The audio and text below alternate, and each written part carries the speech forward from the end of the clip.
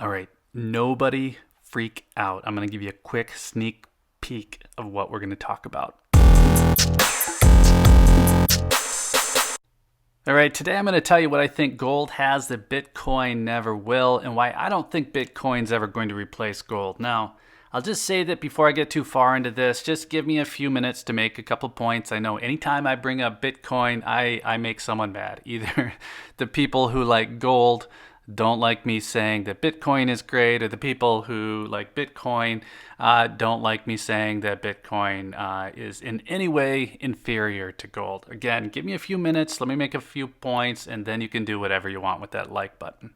And I think a good place to start is a performance update on some recent purchases I've made. I've talked about this before, but I did buy both gold and Bitcoin. Actually, I bought gold, I bought Bitcoin, and I bought Ethereum all in the same day for about the same amount of money. I also sold silver that day. That also was not a real popular decision in the community. So just for fun, let's start with an update to see where everything is at today. It's only been 7 weeks since this purchase. This was August 12th. So definitely don't go off and base any buying decisions off of this particular chart. 7 weeks is a pretty small window. As you can see here, the silver spot price and the gold spot price are down a little bit in that 7 weeks. Since that was a trade, 40 ounces of silver for half an ounce of gold. Those two net out, they're the same. And even though I didn't put any actual cash into this transaction, that would have been $1,000 of value, and you can see that it's now $980. Now, on the same exact day, that $1,000 that I put into Bitcoin is now worth $1,606, and the $1,000 that I put into Ethereum is worth $1,480 today. And really the only reason I'm showing this chart is to show that yes, cryptocurrency has performed very well lately, and it has outperformed the metals over the last few months. Now, the four of these, the only two that I continually buy are gold and Bitcoin. I do that on a dollar cost average basis, and I try to make routine purchases of each. I also have automated deposits into a brokerage account, and if I were to show my Tesla stock performance over the same period of time, it would make all of these look pretty pale. But just because Bitcoin outperformed gold and Tesla outperformed Bitcoin doesn't mean that I'm going to pour all of my money into Tesla from here forward. Now, the reason that Bitcoin and gold get compared a lot lately is they both seem to be hedges against a falling dollar. So you could say in that regard, they're kind of in the same lane. But for me, I don't compare the two in terms of where I'm going to spend money. So I'm not going to buy Bitcoin rather than gold, or buy gold rather than Bitcoin. I honestly don't see how Bitcoin would encroach on gold any more than tech stocks or real estate would. That said, I'm going to tell you exactly why I like gold better than Bitcoin, and it has nothing to do with performance or fallibility. It has to do with gratification, and I'm not sure that that's the right word, but as somebody who has both gold and Bitcoin, I can clearly see the financial performance of each. I watch them both every day. And I can tell you that I do not get the kind of satisfaction from buying Bitcoin any more than I do than watching gains on shares of stock that I own. There is no fulfillment beyond that dollar amount that shows up in my account. Now with gold, it's a little bit more like I'm shopping for some stupid fancy watch or something like that. There's a consumer desire that gets stamped out with every gold coin I pick up. Collecting gold or stacking gold or whatever you want to call it is more of a hobby that engages a lot more of your brain than a simple investment does. So rather than shopping for things that I simply don't need, I shop for gold coins instead. And I know a lot of people have mentioned that they feel the same way. And the reason that's important is that even though you're buying something, you are not getting rid of money, you're not spending money, you're converting money. Now, like we saw a few minutes ago, the spot price of gold and silver will go down sometimes, so hypothetically, you're going to lose some of the value of those coins.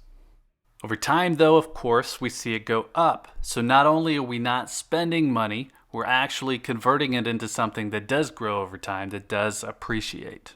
And because it's effectively sidelined cash, if we ever have an emergency need to get that money back out of the gold, it's very easy to sell it.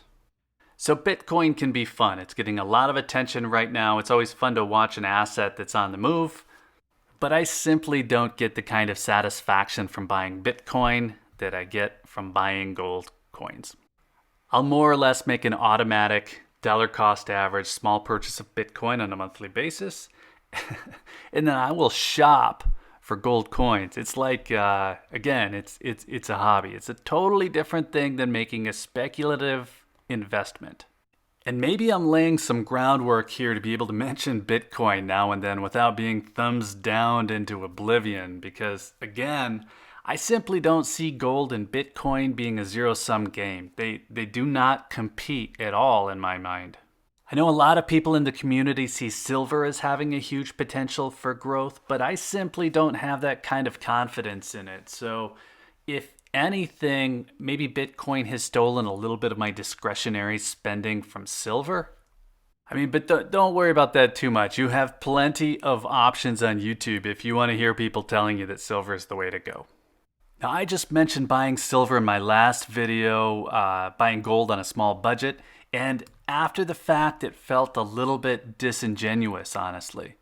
Because even though I think that it's totally fine if you're convinced that silver is the way to go, I just don't buy it. I would take that $25 or $50 a month that I mentioned maybe buying some American Silver Eagles with, and I would actually buy Bitcoin through something like Coinbase or another exchange like that.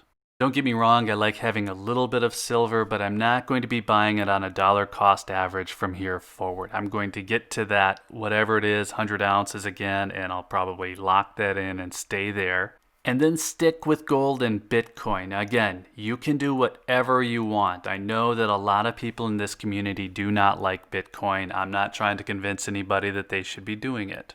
But this gives you a better idea of what I'm up to, and honestly, it just feels a little silly to be burying that kind of information on my own channel. And even though I simply have a much bigger interest in gold than I do in Bitcoin, there are opportunities that come up now and then that might deserve a little bit of attention.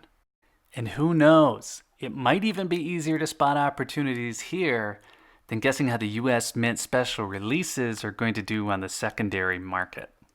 And hey, we all know how exciting that can be. So let me know in the comments what you think. I appreciate you watching, so thank you again. Take care and have a good day.